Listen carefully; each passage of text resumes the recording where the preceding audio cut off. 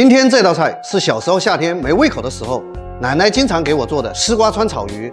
丝瓜鲜味足，鱼肉滑嫩，汤鲜味美。天气太炎热，不知道吃什么的时候，做上一份，全家老少都喜欢。建议大家可以把这道菜点赞收藏起来。这道菜我们最好选用本地的黄皮草鱼，这种草鱼肉质紧实，还没有泥腥味。处理干净后的草鱼，我们先给它去除鱼鳍，然后从中间破开，再去除鱼头跟鱼骨，最后将鱼肉改刀成5毫米左右的薄片，将切好的鱼片放入碗中，加入多一点的食用盐跟清水，浸泡5分钟。粉丝朋友们，我每天都在认真的分享美食，今天还得劳烦大家给我点个小红心鼓励一下，非常感谢！愿大家身体健康，工作顺利，万事如意。浸泡以后，我们再给它加入清水冲洗干净，这样处理后的鱼肉就非常的洁白干净。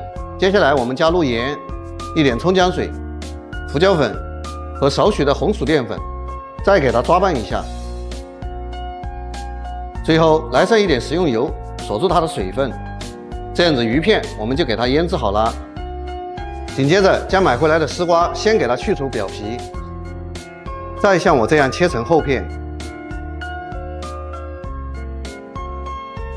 然后锅子烧耐，放入焗油，再倒入鱼骨鱼头锅里煎。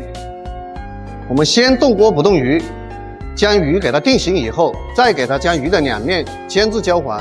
记住，我们煎鱼的时候一定要给它两面都给它煎黄煎透，不然熬出来的汤它就不浓白。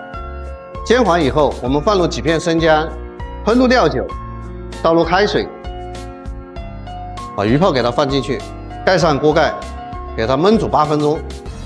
大家看，这样煮出来的鱼汤是不是非常的浓白，跟牛奶一样？然后我们放入一点盐调味，放入一点青红辣椒配色，再把腌好的鱼片给它一片一片码入锅中，最后放入丝瓜，再煮个1分钟的样子，撒入葱花即可出锅。你们看这道菜是不是汤鲜味美，做法简单？用这个鱼汤泡米饭真的非常的好吃，喜欢的朋友真的可以在家试一试。这个天气做上一份，全家老少都会喜欢。哇，真的特别的鲜，值得大家试一试。